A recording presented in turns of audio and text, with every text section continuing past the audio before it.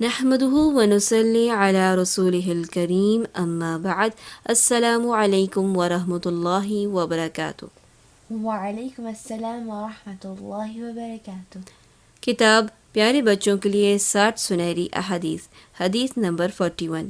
قال رسول اللہ صلی اللہ علیہ وسلم من دل علی خیر فلہ مثل اجر فاعلہ، جس نے کسی خیر و بھلائی کی کام کی رہنمائی کی، اسے نیکی کرنے والے کے برابر ثواب ملے گا۔ پیارے بچوں، ہم کتنے پیارے دین کے ماننے والے ہیں جو ہمیں نہ صرف ہماری نیکی پر اجر و ثواب دینے کا وعدہ کرتا ہے بلکہ پورے معاشرے کو بہتر بنانے کے لیے دوسروں کو بھی اچھے کاموں میں شامل کرنے اور اچھے کاموں کی ترغیب دینے پر ثواب کا وعدہ کرتا ہے۔ سبحان اللہ۔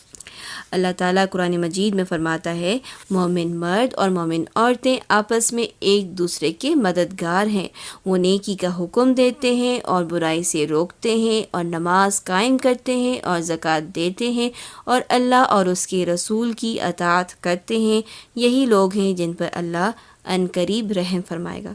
بے شک اللہ زبردست بہت خوب حکمت والا ہے۔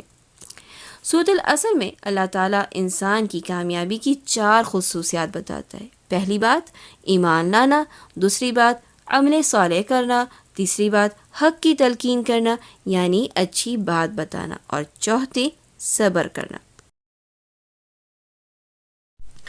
اب اس حدیث کو ہم مثال کے ذریعے سمجھتے ہیں۔ مثال کے طور پہ آپ نے اپنی بہن شازیہ کو ایک اچھی بات بتائی۔ مثال کے طور پہ آپ نے اس کو بتایا کہ کھانے سے پہلے ہمیں بسم اللہ پڑھنا چاہیے۔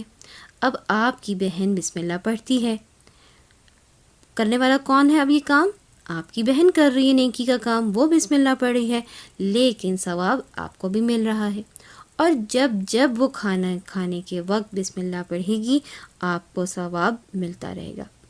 اور مزے کی بات یہ ہے کہ اگر آپ کی بہن نے بھی یہ بات اپنی دوست کو یا اپنی اور چھوٹی بہن کو یا کسی اور کو سکھا دی تو جب وہ بچہ بسم اللہ پڑھے گا کھانا کھاتے وقت، جب آپ کی بہن پڑھے گی بسم اللہ کھانا کھاتے وقت، تو پھر اس کا ثواب آپ کو بھی ملتا رہے گا۔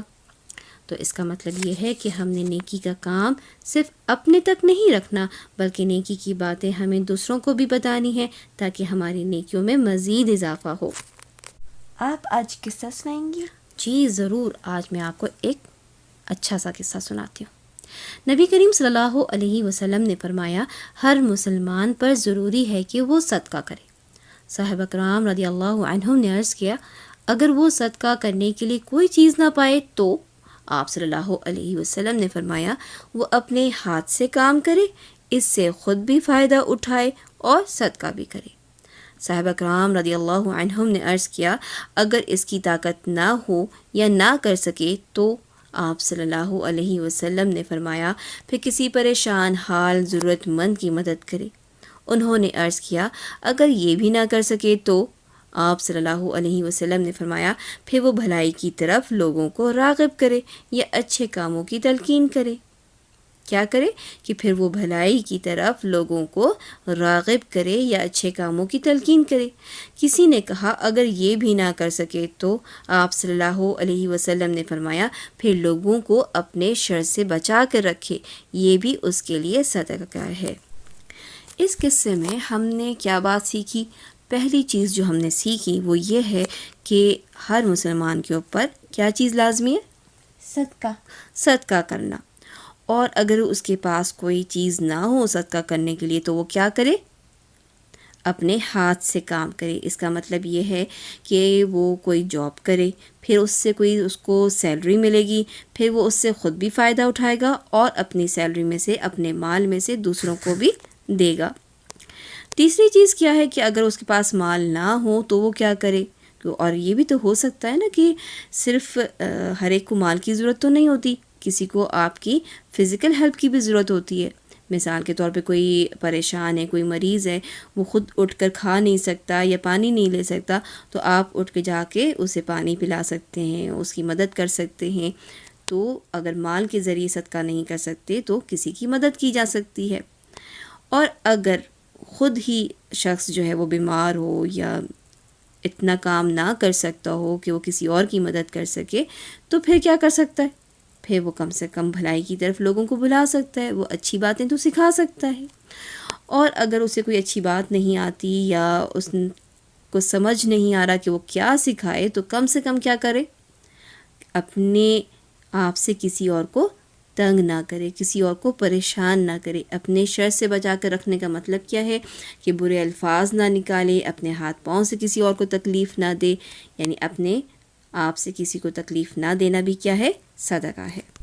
عملی نکات: اگر آپ کسی کی نیکی کے کام میں رہنمائی کریں تو وہ شخص جب تک نیکی کا کام کرتا رہے گا آپ کو بھی اس کا ثواب ملتا رہے گا، اور نیکی کرنے والے کے اجر میں بھی کوئی کمی نہیں ہوگی۔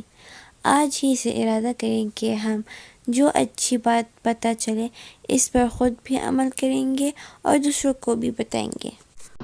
حدیث نمبر 41 قال رسول الله صلى الله عليه وسلم من دل على خير فله مثل أجر فاعله من دل على خير من دل على خير من دل على خير فله مثل أجر فاعله فله مثل أجر فاعله فله مثل أجر فاعله من دل على خير فله مثل أجر فاعله من دل على خير فله مثل أجر فاعله صحيح المسلم حديث number 1893 Whoever tells others to do a good deed